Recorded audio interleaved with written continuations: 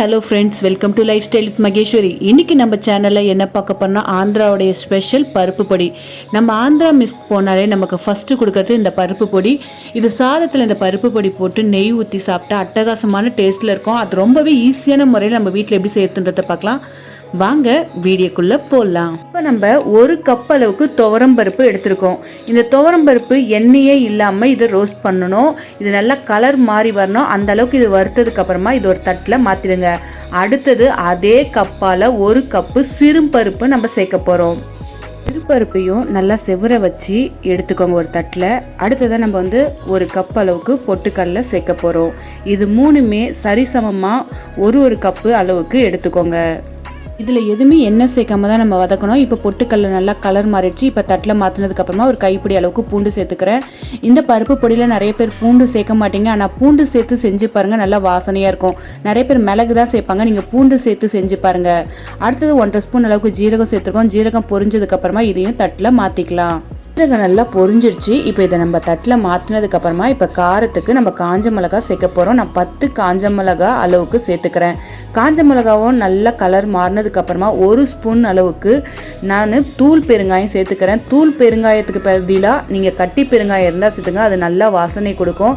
கட்டி பெருங்காயத்துக்கு 1 ஸ்பூன் எண்ணெய் சேர்த்துட்டு அதில் வறுத்து எடுத்துக்கோங்க. ஒரு கைப்பிடி அளவுக்கு கருவேப்பிலையும் சேர்த்து அதுவும் நல்லா வறுத்து எடுத்தாச்சு. இது எல்லாமே தட்டில் போட்டாச்சு. இது நல்லா ஆறணும். ஆறினதுக்கப்புறமா உப்பு சேர்த்துட்டு மிக்ஸி ஜாரில் அரைக்க ஆரம்பிக்கலாம். இப்போ எல்லாம் நல்லா ஆறுனதுக்கு அப்புறமா மிக்ஸி ஜாரில் கொரப்பாக அரைச்சி எடுத்துருங்க. கொரப்பாக அரைச்சி எடுத்ததுக்கப்புறமா ஆந்திரா ஸ்பெஷல் பருப்பு பொடி ரெடி. இந்த பருப்பு பொடியை வச்சு பருப்பு பொடி சாதம் எப்படி ரெடி பண்ணுறதுன்றத பார்க்கலாம். நீங்கள் அப்படியே சூடான சாதத்தில் சூடாக நெய் ஊற்றி அந்த பருப்பு பொடியை போட்டு அப்படியே சாப்பிட்லாம். அதுவும் டேஸ்ட்டாக இருக்கும். அதோட டேஸ்ட் இது கொடுக்கும். கடாயில் 4 ஸ்பூன் நெய் சேர்த்துக்கோங்க. கடுகு சேர்த்துருக்கோம். கடுகு பொரிஞ்சதுக்கப்புறமா 1/2 ஸ்பூன் உளுந்து சேர்த்துக்கிறேன். ஒரே ஒரு காஞ்ச மிளகாவை கிள்ளி சேர்த்துக்கிறேன். உளுந்து நல்லா கலர் மாறினதுக்கப்புறமா ஒரே ஒரு காஞ்ச மிளகாவை சேர்த்துருங்க.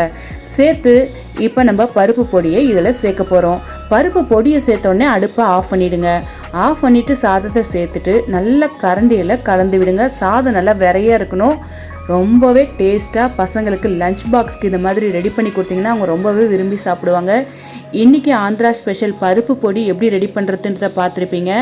அந்த பருப்பு பொடியை வச்சு பருப்பு பொடி சாதமும் எப்படி செய்யறதுன்றத பார்த்துருப்போம்.